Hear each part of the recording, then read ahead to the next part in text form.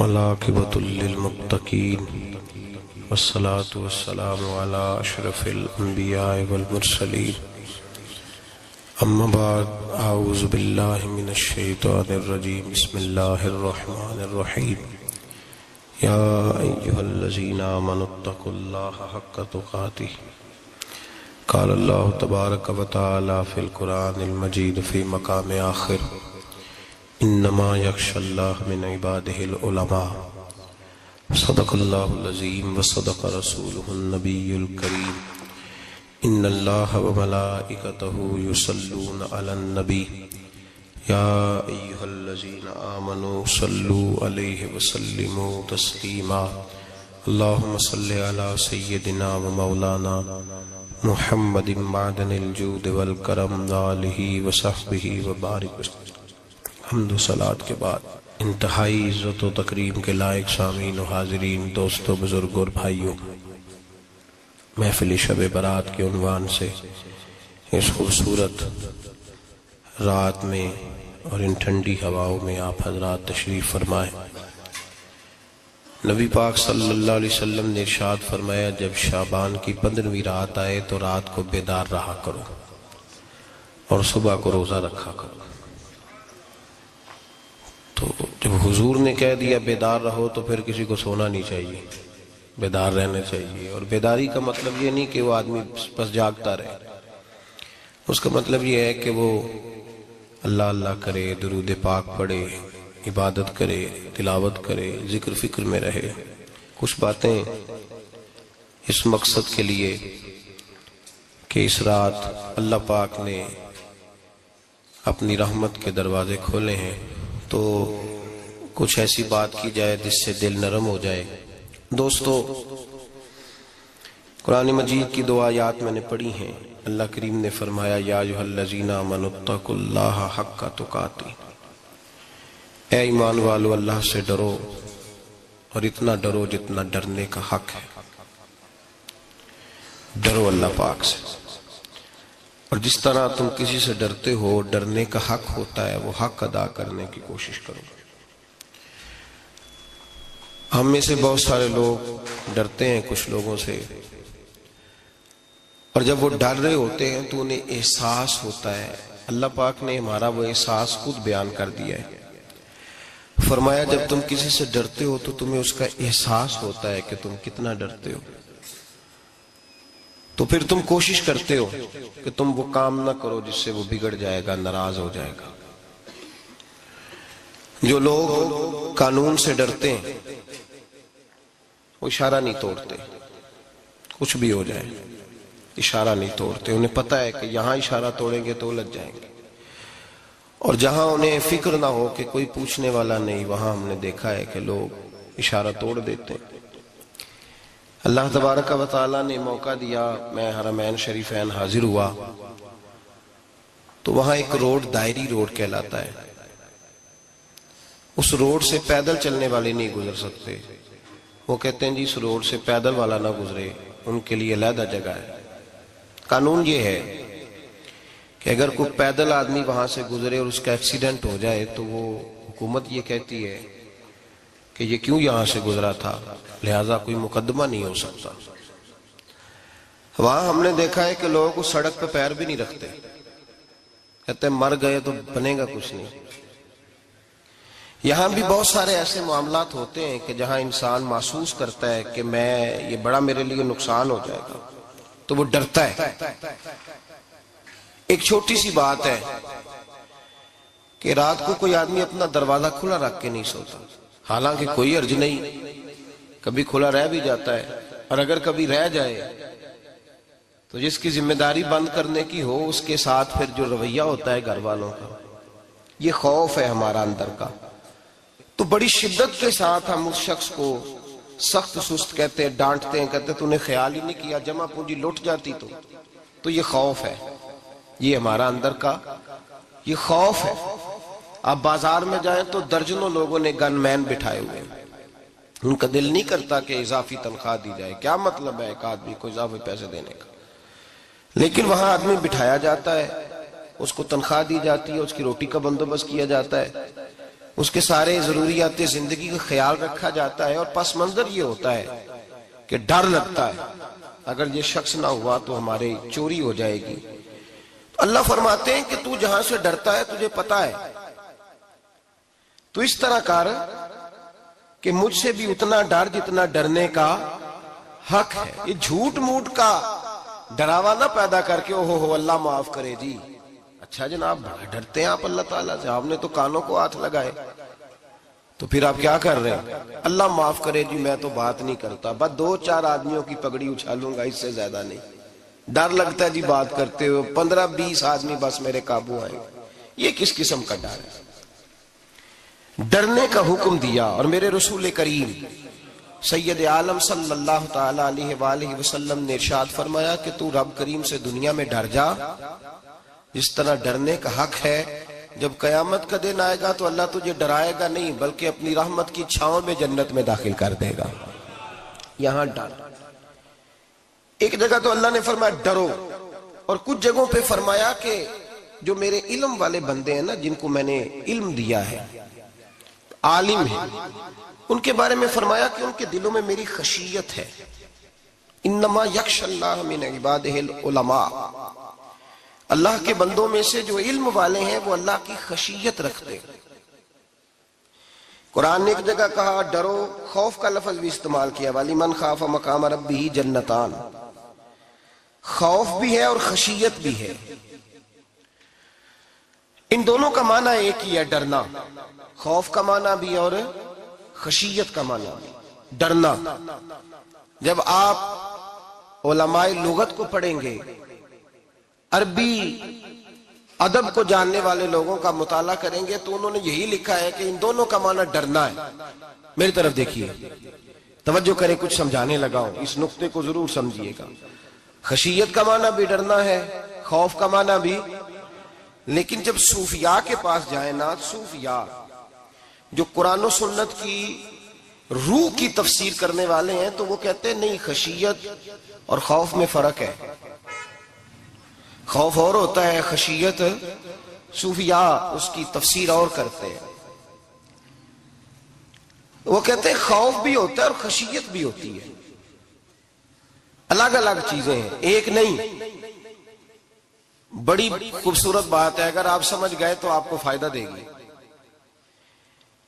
صوفیاء یہ کہتے ہیں کہ بھائی خوف ہوتا ہے اپنے گناہوں کا، کہ میں نے یہ گناہ کیے ہیں، اگر اللہ نے مجھ سے پوچھا تو مجھے بڑا خوف آتا ہے، مار پڑے گی، یہ خوف ہے۔ پھر سمجھ لیں، ایک آدمی نے حرام کا مال اکٹھا کیا ہے زندگی میں، معاذ اللہ اس نے بڑے پاپ کیے، گناہ کیے، شراب پی، بدکاری کی، معاذ اللہ تعالیٰ ثم معاذ اللہ۔ اب اسے ڈر لگ رہا ہے کہ اللہ تبارک و تعالیٰ نے پوچھا تو میں کیا جواب دوں گا، یہ خوف ہے۔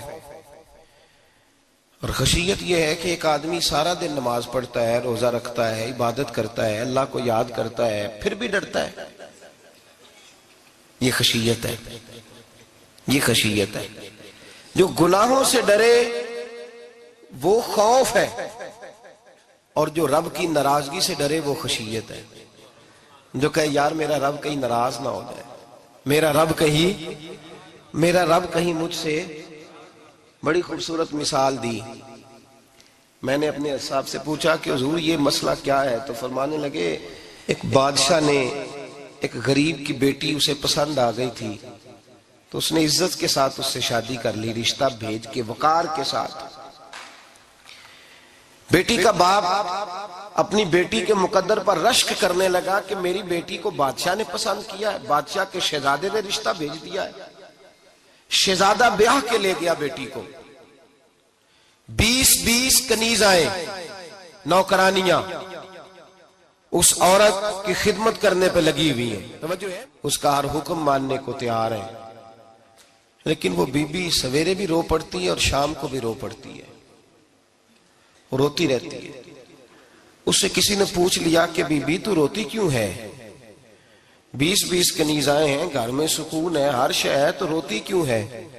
تو وہ کہنے لگی اصل بات یہ ہے کہ جو کچھ مجھے ملا ہے میں اس کے قابل نہیں تھی، تو میں ڈرتی ہوں میرا سائیں کہیں ناراض نہ ہو جائے، وہ ناراض نہ ہو جائے، میں قابل نہیں تھی، میری اوقات نہیں تھی یہ، من آنم کے من دانم، میں جو ہوں اس کا مجھے پتا تو ہے. اس نے میری حیثیت سے، میری اوقات سے، میرے ظرف سے، میری محنت سے بڑا بڑھ کے مجھے عطا کر دیا. میری چونکہ اوقات سے زیادہ دے دیا تو میں ڈرتی ہوں وہ ناراض نہ ہو جائے، کہیں میری یہ کھیل، یہ جو میں نے گھونسلہ بنایا ہے، یہ کہیں میرا ٹوٹ نہ جائے.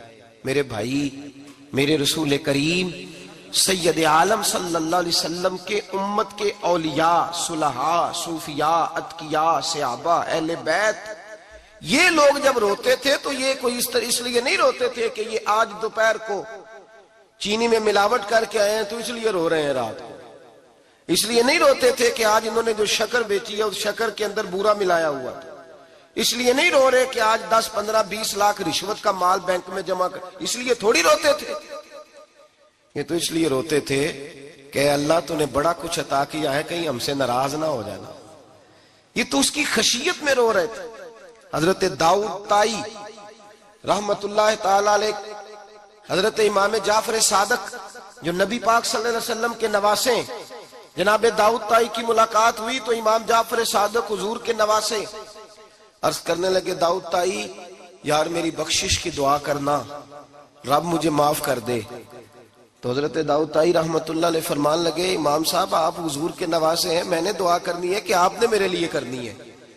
تو حضرت امام جعفر صادق رو پڑے، کہنے لگے یار تو نہیں کرنی ہے، اور اسی لیے تو تجھ سے دعا کرا رہا ہوں کہ کہیں ایسا نہ ہو نانا مصطفیٰ کی بارگاہ میں جاؤں تو وہ مجھے کہیں کہ میں کس طرح کا تھا، تو کس طرح کا بن کے آیا ہے. یہی تو دعا کرانی ہے کہ میرے لیے دعا کر. جو جتنا بڑا ہوتا تھا نا اتنی زیادہ خشیت ہوتی. اور گناہگار کے تو اللہ تبارک و تعالیٰ بعضوں کا سزا دیتا ہے، آنسو سلب ہو جاتے. اس کو تو اپنے گناہوں پہ رونا ہی نہیں آتا. وہ تو روتا ہے بچہ نہ ہو تب روتا ہے، وہ تو روتا ہے پیسے نہ ہو تب روتا ہے، وہ تو اس وقت روتا ہے جب اس کا مال چلا جائے. اس کو تو بعضوں کا، گناہگار کو تو بعضوں کا سزا ملتی. اللہ فرماتے تو دنیا کے لیے روئے گا، میرے لیے نہیں رو سکتا. اور جو رب کریم کے بندے ہوتے ہیں انہیں اللہ کہتا ہے تو دنیا سے بے نیاز ہے، تیری آنکھ سے آنسو جب بھی ٹپکے یا میرے لیے ٹپکنا چاہیے یا محمد مصطفیٰ کے لیے ٹپکنا چاہیے. آپ اگر اس بات کو تھوڑا سا غور کے ساتھ سمجھے تو تمام اولیاء صلحات کیا یہ رو رہے ہیں، تڑپ رہے ہیں. کیا اس کی وجہ تھی؟ نمازیں کم رہ گئی تھی، روزوں میں کمی تھی، فرائض ادا نہیں کرتے تھے کہ رویا کرتے تھے؟ کیوں روتے تھے؟ حضرت سیدنا عمر فاروق رضی اللہ تعالیٰ عنہ کے بارے میں صحابہ کہتے ہیں جناب عمر فاروق جب نماز پڑھاتے اتنا رویا کرتے تھے کہ 7ویں صف تک ان کے رونے کی آواز جایا کرتی. 7ویں صف تک ان کے رونے کی آواز جاتی. ہم لوگ بن کے بیٹھ گئے ہیں، ہم لوگ بن کے بیٹھ گئے. ہم یہ سمجھتے نہیں کہ ہماری حیثیت کیا تھی اور رب کریم نے ہمیں نوازا کیا ہے.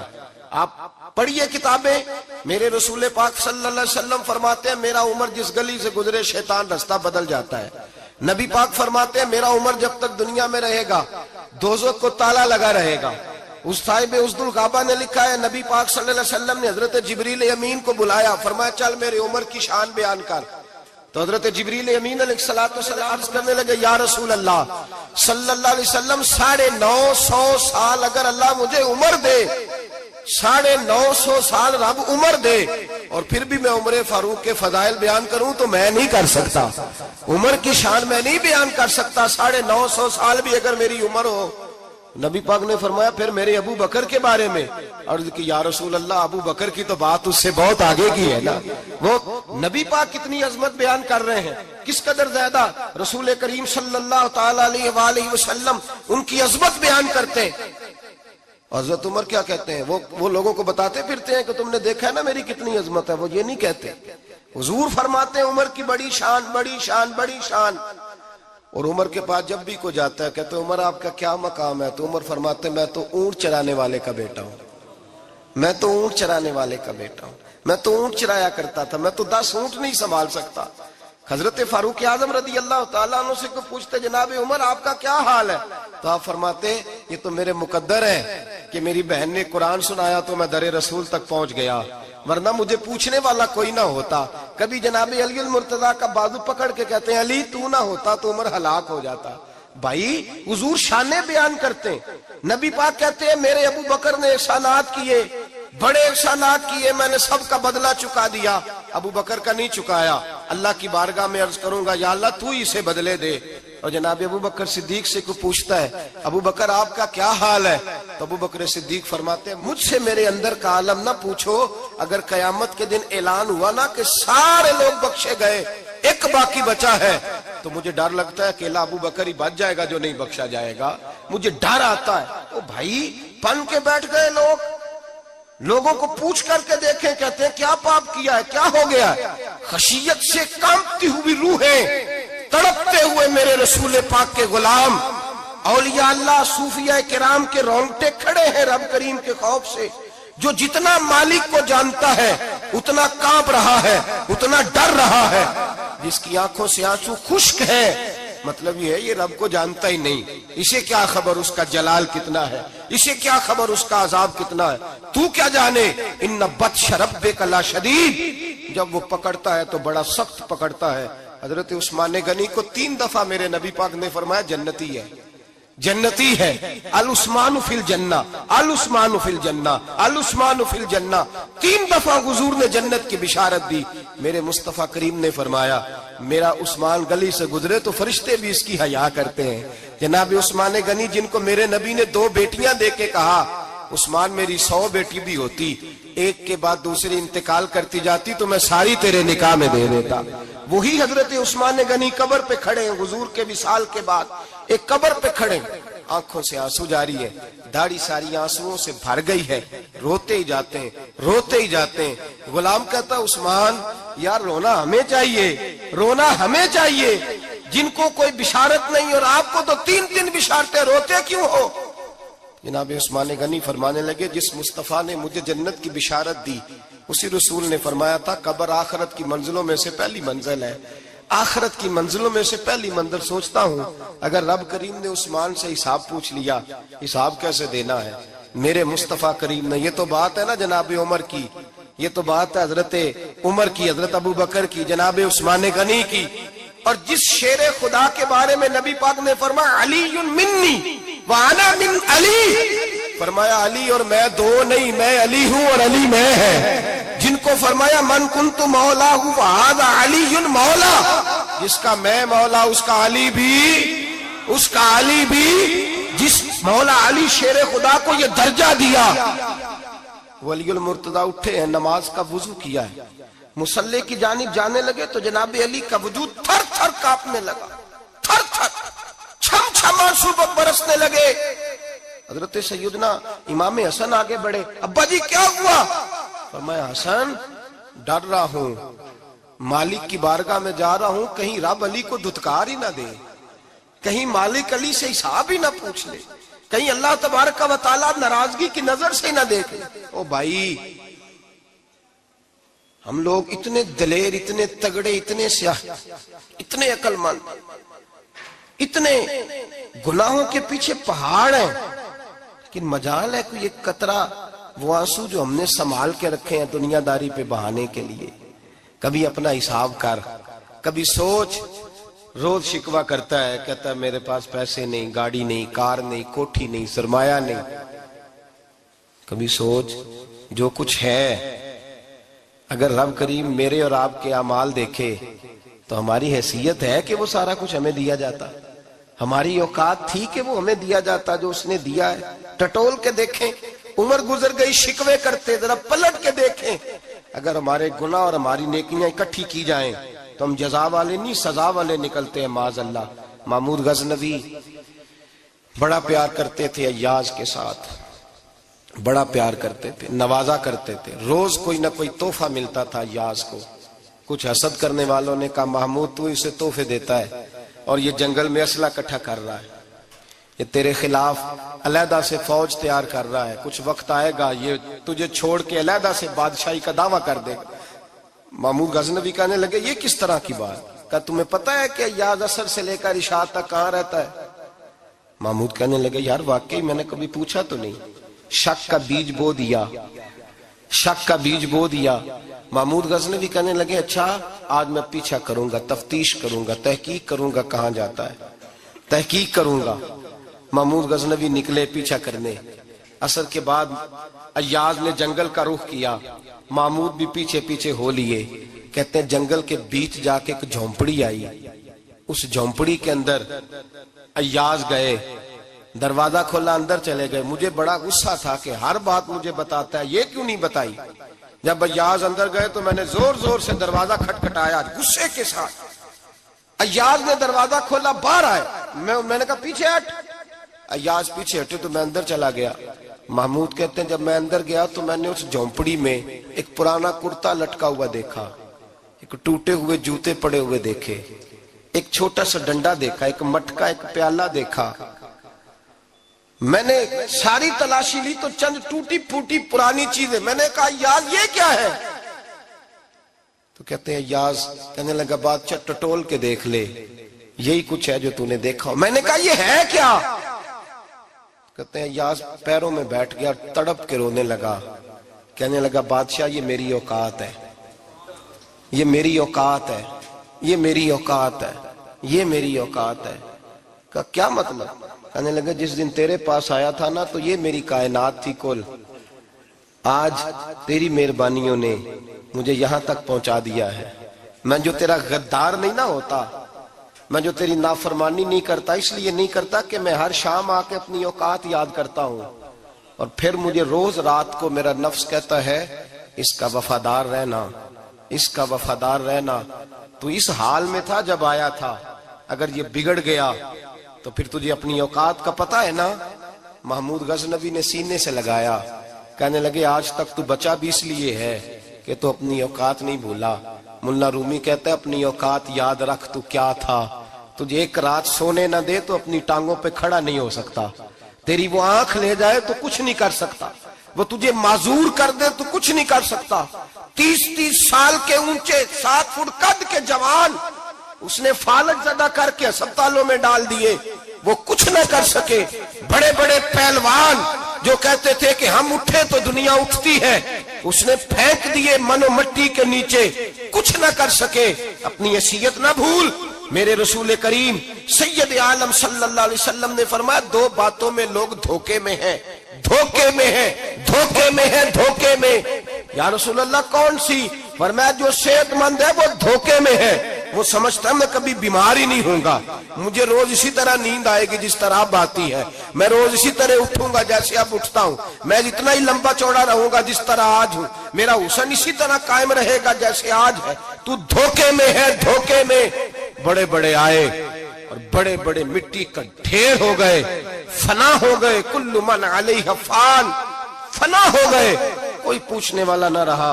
اور میرے رسول پاک نے فرمایا جو فارغ ہیں، جن کو رب نے اپنی عبادت کے لیے فارغ کیا، اپنے دین کی نوکری کے لیے فارغ، وہ بھی دھوکے میں ہیں، وقت ضائع کر رہے ہیں، چوک اور چوراہے میں کھڑے ہیں۔ میرے بھائی جب اپنی حیثیت انسان بھولتا ہے، حیثیت بھولتا ہے، پھر وہ شکوہ کرتا ہے، جب اپنی اوقات بھولتا ہے پھر شکوہ کرتا ہے، جب وہ بھول جاتا ہے کہ میں کیا تھا پھر وہ شکوہ کرتا ہے۔ حضرت سیدنا امام اعمش رحمت اللہ علیہ بازار میں کھڑے تھے تو بادشاہ کا بیٹا گزرا، اکڑ کے گزرا، آپ نے بازو پکڑ کے کھینچا، فرمایا جا کے اپنی ماں سے پوچھ اور اپنے باپ سے پوچھ تیری اوقات کیا ہے۔ اکڑ کے چلتا ہے، جا پوچھ ان سے تیری حیثیت کیا ہے۔ حضرت جناب سیدنا امام اعمش نے ڈانٹا تو واپس آیا، آگے کہنے لگا ابا وہ امام کیا کہتا تھا کہ میری اوقات کیا ہے، کیا اوقات ہے میری؟ تو باپ اور ماں دونوں گھورنے لگے، کہنے لگے بیٹے ہمارے پاس دولت بھی تھی، گھر بھی تھا، مکان بھی تھا، جائیدادیں بھی تھی، بادشاہت بھی تھی، پر ہم دنیا کے دروازوں سے بھیک مانگ مانگ کے تھک گئے تھے۔ عرش کا مالک ایک بیٹا عطا نہیں کرتا تھا، ایک بیٹی نہیں دیتا تھا، تڑپ گئے تھے، روتے تھے، سسکتے تھے۔ پھر وہی امام احمد جنہوں نے آج تجھے گلی میں کھڑا کیا ہے، اس کے دروازے پہ جا کے بیٹھ گئے۔ ہم نے کہا رب ناراض ہو گیا، دعا کرو ہم سے راضی ہو جائے، چلو زیادہ نہیں ایک لال ہی ہمیں دے دے۔ کہا امام احمد دعائیں کیا کرتے تھے تو تب اللہ پاک نے تو ہمیں عطا کیا تھا۔ تیری او بھائی اپنی حیثیت کا تو تعین کر، تو بڑھ بڑھ کے باتیں کرتا ہے، تو بڑا کھل کھل کے بولتا ہے، اپنی حیثیت کا تو تعین کرنا، ذرا اندازہ تو کرنا کہ تو کون تھا، کہاں سے آیا ہے، تیری اوقات کیا ہے۔ یہاں لوگ 1 منٹ میں آگے نکل جاتے، پلٹ کے دیکھ تو صحیح۔ اور میرے بھائی جو بڑے لوگ تھے وہ تڑپا کرتے تھے. حضرت فضیل بن عیاض رحمت اللہ علیہ فرماتے ہیں بغداد میں بارش نہیں ہوتی تھی، قحط پڑ گیا، جانور پیاس سے مرنے لگے، جوان بچے بوڑھے نڈھال ہونے لگے. فرماتے ہیں میں بھی نکلا، سفیان ثوری بھی نکلے، اور بھی کئی صوفیاء میدان میں نکلے، دعائیں مانگی پر بارش نہیں ہوتی تھی. فرماتے ایک جھونپڑی سے ایک سفید بالوں والا اور گندمی رنگ والا ایک بوڑھا غلام نکلا جو کسی کا ملازم تھا. باہر آیا جھونپڑی سے، ہم اسے دیکھ رہے تھے، وہ ہمیں دیکھ نہیں رہا تھا. فرماتے ہیں اس کے چہرے پر عبادت کے نشان تھے، دور سے اس کا چہرہ دیکھتے لگتا تھا کوئی رب کریم کا بندہ ہے. فرماتے ہیں ہم اسے اللہ کا ولی جانتے تھے. اس نے دعا مانگی کہ تو لفظ پتہ کیا ہے دعا کے؟ ہاتھ اٹھا کے کہنے لگا مولا مجھے پتا ہے یہ جو بارش نہیں نہ ہو رہی ہے میری وجہ سے نہیں ہو رہی، میرے گناہوں کی بڑی لمبی فہرست ہے، بڑی لمبی لائن ہے. کہنے لگا اے اللہ میری اکیلے کی وجہ سے سارے بغداد کو سزا تو نہ دے. رب کریم جوان بھوکے، بچے بھوکے، مائیں ترس گئیں، بچے ترس گئے، جانور پانی کے قطرے، اللہ گناہ تو میرے اکیلے کے ہیں اور ان سب کو سزا کیوں دیتا ہے؟ نہ میری سزا سب کو تو نہ دے، میری سزا صرف مجھے دے، ان کو نہ دے.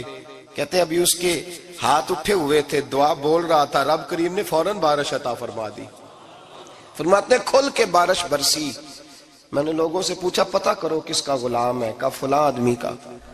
حضرت فضیل بن عیاض کہتے ہیں میں شام کو گھر چلا گیا، اس کے آقا سے بات کی، خرید لیا. میں جب اس کو خرید کے لایا گلی میں جا رہے تھے تو مجھے کھڑا کر کے کہنے لگا فضیل میں نکما سا آدمی ہوں، بال بھی سفید ہیں، مجھ سے تو زیادہ کام ہی نہیں ہوتا، کیوں تو نے پیسے خرچ کیے؟ میں اس قابل ہی نہیں تھا، کیوں خریدا؟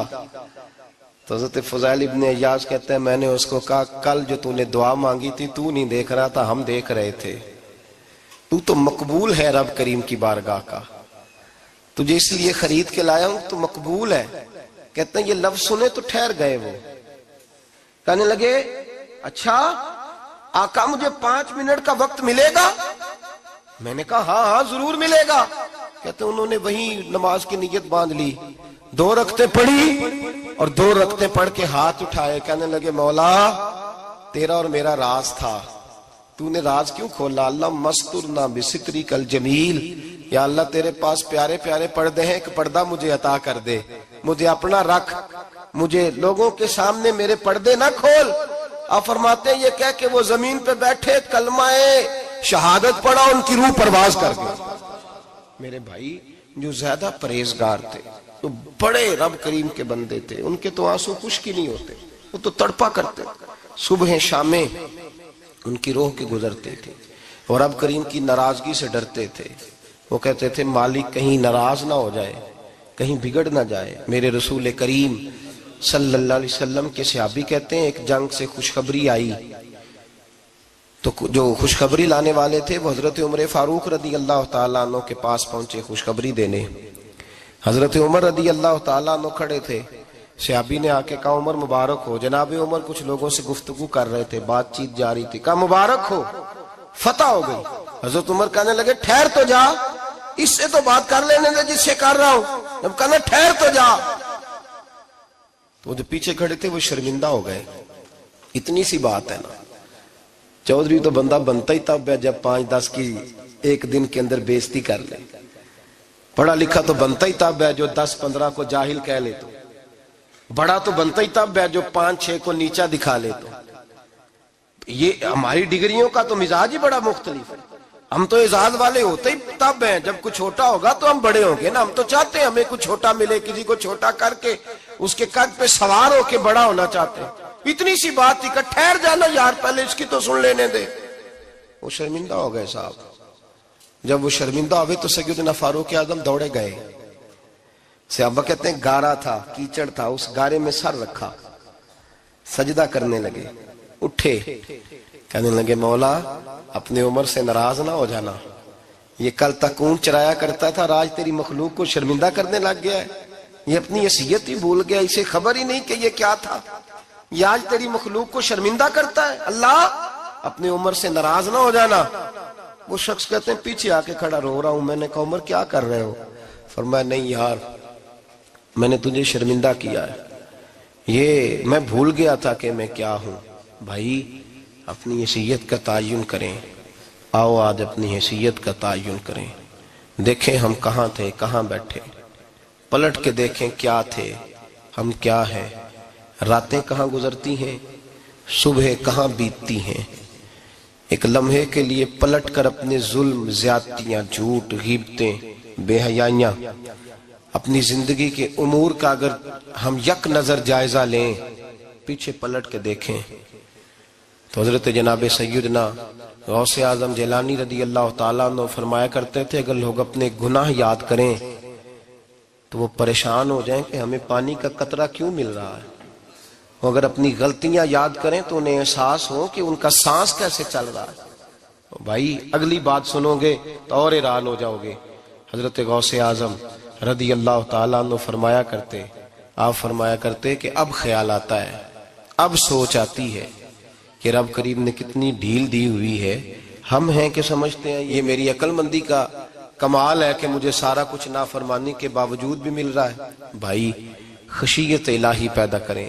جتنا بندہ بڑا ہوتا تھا اس کے دل میں خوف بھی اللہ کا وہ جانتا تھا. حضرت امام اعظم ابو حنیفہ بیٹھے تھے تو ایک بی بی فتویٰ پوچھنے آئی. بی بی روز خاوند سے مطالبہ تو کرتی ہے, فلاں چیز چاہیے, فلاں چیز چاہیے. اللہ کرے وہ یہ مطالبہ کرنے لگ جائے کوئی شے نہیں چاہیے, جو چاہیے حلال کا چاہیے. آمین تو کہہ دے. اللہ کرے بی بی یہ مطالبہ کرنے لگ جائے سوکھی روکھی چاہیے پر چاہیے مجھے جائز دینا, بے شک ایک وقت دینا. اللہ کرے یہ مطالبہ ہونے لگ جائے. شب برات کی بڑی مقدس رات, اللہ کرے اس رات یہ مطالبہ ہونے لگ جائے. ایک بی بی آئی خاتون, چرخہ کاٹتی ہے, سوت بناتی ہے. حضرت امام صاحب سے مسئلہ پوچھنے آئی. کیا مسئلہ پوچھا اس نے؟ کہنے لگی حضرت جی میں نا رات کو اپنی چھت پہ بیٹھ کے چرخہ کاٹتی ہوں, سوت بناتی ہوں. 14ویں رات کا چاند جب چڑھا ہوتا ہے تو اس کی روشنی میں میں چرخہ کاٹتی ہوں. کئی دفعہ نا بادشاہ کا لشکر میری گلی سے گزرتا ہے, بڑے بڑے لالٹین انہوں نے پکڑے ہوتے ہیں, بڑے بڑے روشن دان, بڑی بڑی ان کے اندر روشنی ہوتی ہے. تو حضرت جی کئی دفعہ نا وہ جب گزرتے ہیں تو ان کی روشنی میں بھی میں کچھ سوت بنا لیتی ہوں. مسئلہ یہ پوچھنا تھا کہ اس روشنی میں میں جو سوت بناتی ہوں اس کی کمائی میرے لیے جائز ہے کہ ناجائز ہے؟ اس کی روشنی میں حضرت امام اعظم نے اللہ اکبر کا اور چھم چھم آنسو گرنے لگے. حضرت امام صاحب نے اپنا گریبان پکڑا اور کھینچا, قمیض پھٹ گئی. کہنے لگے بی بی مسئلہ چھوڑ, تو پہلے بتا تو ہے کون, کہاں سے آئی ہے, کون ہے, بتا. تو کہنے لگی میں حضرت بشر حافی کی ہمشیرہ ہوں. میں حضرت بشر حافی, وہ جو درویش ننگے پیر نہیں پھرتا رہتا بغداد کی گلیوں میں, میں اس عظیم بھائی کی بہن ہوں, بشر حافی کی ہمشیرہ ہوں. تو حضرت امام اعظم فرمانے لگے کوئی اور بی بی آتی تو اس کے لیے جائز تھا, کیونکہ وہ جان بوجھ کے تو کسی کی روشنی نہیں استعمال کرتی, خود آتی ہے. کوئی اور آتی تو جائز تھا, تیرا مقام بڑا ہے, تیرے لیے جائز نہیں. لیے جائز نہیں تو اپنی حیثیت کا تعین کر, یہ تیرے لیے درست نہیں. بھائی بڑا تو تب ہوگا جب تیری احتیاط بڑی ہو جائے گی, بڑا تب ہوگا جب تیرا تقوی بڑا ہو جائے گا, بڑا تو تب ہوگا جب تو حلال حرام کے معاملے میں باریک باریک چیز کا خیال رکھے گا. اور اگر تو کہ خیر ہے دیکھی جائے گی, ساری دنیا کر رہی ہے, ساری زمانہ کر رہا ہے, فلاں بھی کر رہا ہے, وہ خدا کے بندے یہ کس طرح کا معاملہ ہے, یہ کس طرح کی جمہوریت ہے؟ اپنے آپ کو سمجھائیں اور میرے عزیز خشیت والی زندگی پیدا کریں, تقوی والی زندگی پیدا کریں. ہم لوگ ایسا وقت گزار رہے ہیں, اور یہ یاد رکھنا ہمیشہ انسان دنیا میں آتے ہیں, اس شہر کے بہت سارے لوگ ہو گزرے, علماء, مشائخ, صوفیاء, تاجر, زمیندار. آپ کسی بھی شعبے میں ٹٹولیں گے تو آپ کو کئی نام ملیں گے. اس شہر محبت کے ڈھیروں لوگ ہو گزرے, اور یہ کہانی ہر شہر کی ہے. آج میں اور آپ یہاں بستے ہیں, کچھ وقت کے بعد ہم داستان ہوں گے. امام شافعی رحمت اللہ علیہ فرماتے ہیں میں ایک شہر سے گزر رہا تھا تو میرے پیر کو ٹھوکر لگی, میں نے زمین کھودی تو ایک کھوپڑی نکلی، کھوپڑی نکلی تو اس کے اوپر تاج بھی تھا۔ فرماتے میں نے شہر کے لوگوں سے پوچھا یہ کیا ہے؟ تو کہنے لگے یہ بادشاہوں کا قبرستان ہے، اس میں غریب دفن تو نہیں ہو سکتا تھا، دفن تو بادشاہوں کا خاندان ہے، لیکن افسوس کی بات یہ ہے کہ یہاں مٹی ڈالنے کوئی نہیں آتا۔ اب یہ سیدھی سڑک بن گیا۔ بھائی کبھی پلٹ کے دیکھ، ہزاروں لوگ آئے، اس روڈ سے کروڑوں لوگ گزرے اور منزل کو چلے گئے، لوگوں نے یاد نہیں رکھا۔ آپ اپنے حصے کا عمل کرنے آئے، ٹھیکیدار نہیں ہے کوئی اپنی اولاد کا، بال بچے کا، بہن بھائی کا۔ حق ضرور ہے، ان کے لیے محنت ضرور کرے گا، لیکن اس کو یہ اجازت نہیں ہے کہ وہ کہے کہ میں اب بڑا ذمہ دار ہوں تو میں نے 20 کروڑ بینک بھر کے جانا ہے۔ حضرت عمر بن عبدالعزیز رحمت اللہ تعالی علیہ کے انتقال کا وقت آیا تو اپنے بیٹوں کو بلایا، فرمانے لگے بیٹو تمہارا باپ بزدل تھا، تمہارے لیے کچھ کر نہیں سکا۔ کہا ابا جی کیا ہوا؟ فرمانے لگے بیٹے میں بزدل تھا، جہنم سے ڈر گیا، تمہارے لیے کوئی بینک بیلنس اکٹھا نہیں کر سکا۔ میں تھوڑا دلیر ہوتا، دوزخ سے نہ ڈرتا تو تجوریاں بھر کے جاتا۔ پرانے بادشاہ محل چھوڑ کے گئے ہیں، پر میرے پاس کچھ نہیں ہے، بادشاہ ہونے کے باوجود میں فقیر ہوں، خالی آ جا رہا ہوں، بزدل جو تھا۔ آپ نے جب یہ لفظ کہے تو بچے رونے لگے، کہنے لگے ابا جی ہمیں تو فخر ہے، ہمیں تو فخر ہے، جس گلی سے بھی ہم گزرتے ہیں کپڑے ہمارے سادے ہوتے ہیں پر لوگ دکانیں چھوڑ کے ملتے ہیں، کہتے ہیں نیک باپ کی اولاد جا رہی ہے، یہ بڑے مرتبے والے باپ کی اولاد جا رہی۔ بھائی یاد رکھیں، خشیت الہی پیدا کریں، نہ اپنی ذات کے ساتھ ظلم کریں۔ اگر آپ کوئی بھی غلط کام کرتے ہیں تو اس کا جواب آپ نے دینا ہے۔ اگر آپ نے 1 کروڑ روپیہ ناجائز کمایا ہے تو وہ اللہ آپ سے نہیں، آپ کے بچے سے نہیں پوچھے گا، بیوی سے نہیں پوچھے گا، بہن بھائی سے نہیں، وہ آپ نے جواب دینا ہے۔ آپ نے اپنے اعمال پر غور کریں۔ آج شب برات ہے، میرے نبی کریم صلی اللہ علیہ وسلم نے فرمایا کہ میری امت کی اتنی بخشش ہوگی، مدینے میں سب سے زیادہ بنو کلب کا قبیلہ بکریاں پالتا ہے، ان کی بکریوں کے بالوں سے بھی زیادہ اللہ میری امت کی بخشش فرمائے گا۔ اس کو توبہ کی رات کہا جاتا ہے۔ توبہ کا مطلب یہ ہوتا ہے کہ اللہ میں آج کے بعد گناہ نہیں کروں گا۔ توبہ کا مطلب ہوتا ہے کہ میں آج کے بعد یہ غلطی، آپ کا ملازم کتنی بار غلطی کرے تو آپ رکھ لیتے ہیں؟ ایک دن میں 100 دفعہ کرے تو گنجائش ہے اس کو رکھنے کی؟ اللہ رکھ لیتا ہے، کہتا تو توبہ کر، ہے گنجائش؟ میرا خیال ہے جو 10 بار بھی کرے اس کے لیے بھی گنجائش ہے، اس کے لیے بھی گنجائش ہے۔ استاد باپ ہوتا ہے، بچے سے غلطی ہو جائے تو کہتا تجھے ارجانہ بھرنا پڑے گا۔ بچے لگے نہیں ہوتے اسکولوں میں، جرمانے لگے ہوتے ہیں، چھٹی کا لیدہ ہے، فلاں کام کا لیدہ ہے، حالانکہ باپ ہے۔ بھائی اللہ فرماتا ہے تو توبہ کر، اور توبہ یہ ہے کہ میں آج کے بعد یہ گناہ،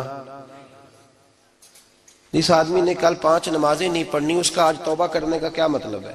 توبہ کا کیا مطلب ہے کہ میں آئندہ گناہ، تو جو سویرے 5 نمازیں نہیں پڑھنا چاہتا کہتا ہے کل زور نہیں میں نے پڑھنی، چلو فجر تک جاگنا ہے، فجر پڑھ لوں گا، تو اس نے توبہ کی ہے؟ کوئی مذاق ہے؟ استغفر اللہ استغفر اللہ استغفر اللہ، معاف کر دے، کیا معاف کر دے؟ سویرے تو مسجد آئے گا۔ بھائی آپ کسی جگہ، ہم سادے لوگ ہیں، دیہاتی لوگ، یہ ہمارا دیہات کا ماحول ہے، بچے کو مارتے ہیں نا مدرسے والے کے تو ہم کہتے ہیں دوبارہ کرے گا، تو کیا کہتے ہیں اگوں، تو جو بچہ کہے تسی تھپڑ دو مار لو میں سویرے پھر کرنا جی، تو اس کو معافی ملے گی؟ یہ کیسی معافی ہے کہ سویرے میں نماز نہیں پڑھنی زور کی لیکن یا اللہ معاف کر دے، یا اللہ، یہ جھوٹ ہے، یہ دھوکہ ہے، یہ مذاق ہے، مذاق نہیں کرے۔ اور بندہ کوئی سیانا ہو تو مذاق برداشت نہیں کرتا، اور معاذ اللہ استغفر اللہ، رب کریم کے ساتھ مذاق، یا اللہ میری توبہ، یا اللہ میری توبہ، یا اللہ مجھے معاف کر دے، یا اللہ معاف کر دے، اور سویرے جھوٹ پھر بولنا ہے اٹھتے ہی، تو یہ کیسی توبہ ہے؟ توبہ کا مطلب ہوتا ہے کہ میں توبہ کرتا ہوں آج کے بعد گناہ، تو توبہ کو سمجھے تو صحیح نا میرے بھائی، توبہ کو سمجھیں۔ تمام صحابہ، چونکہ شراب حرام نہیں تھی تو ہر آدمی پیا کرتا تھا، جب حرام ہو گئی تو پھر کسی نے منہ نہیں لگایا، توبہ ہو گئی تو پھر ہو گئی، پھر معاملہ ختم ہو گیا۔ پھر کبھی قریب حضرت مرثد بن ابی مرثد البغوی رضی اللہ تعالیٰ عنہ، حضور کے صحابی ہیں، آپ فرماتے ہیں میرے اندر ایک غلطی تھی، میرا بہت ساری خواتین کے ساتھ دوستانہ تھا۔ نبی پاک کی بارگاہ میں جب میں گیا اسلام کی بائعت کی تو حضور نے فرمایا تیری نظر جھکی رہنی چاہیے، خبردار کسی عورت سے تیرا، کہتے ایک نصیحت نبی پاک نے کی۔ آپ فرماتے ہیں میں نے اپنے دل کو اس طرح سمجھایا کہ عورتیں اگر میرے پاس آ کے کھڑی ہوتی تھی تو میرے اندر کا وجود کہتا تھا کہ ہو ہی نہیں سکتا میری توجہ جائے، اس لیے کہ توبہ کی ہے، اب دوبارہ ادھر توجہ جا سکتی۔ میرے بھائی توبہ کو اس کے مفہوم کے ساتھ توبہ کریں، جھوٹ نہیں بولیں، گناہ نہیں کریں۔ میرے رسول کریم صلی اللہ علیہ وسلم نے فرمایا استغفار پڑھا کرو، میں دن میں 100 مرتبہ استغفار کرتا ہوں۔ حضور کہتے ہیں میں دن میں، حضور 100 دفعہ دن میں استغفار کرتے۔ امام حسن کے پاس ایک شخص آیا، کہا میرے پاس اولاد نہیں، فرمایا استغفار پڑھ۔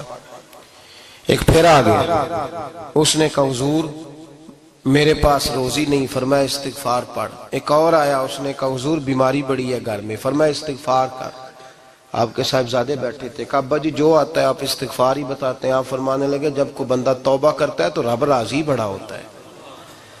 تو میں نے سب کو توبہ کا وظیفہ بتایا ہے، جس کی جو بھی مجبوری ہو اگر توبہ کر لے تو اللہ تعالیٰ اسے آسانی عطا کر دیتا ہے، اللہ اس پہ نظر رحمت کر دیتا ہے۔ اپنے آپ کو تبدیل کریں، نماز کو اس کی حقیقت کے ساتھ پڑھا کریں، اس کی حقیقت کے ساتھ نماز کو پڑھیں۔ 5 وقت مسجد میں حاضری دیں، چھوڑ کے سارے کام چھوڑ کے، باقی سارا کچھ بعد میں۔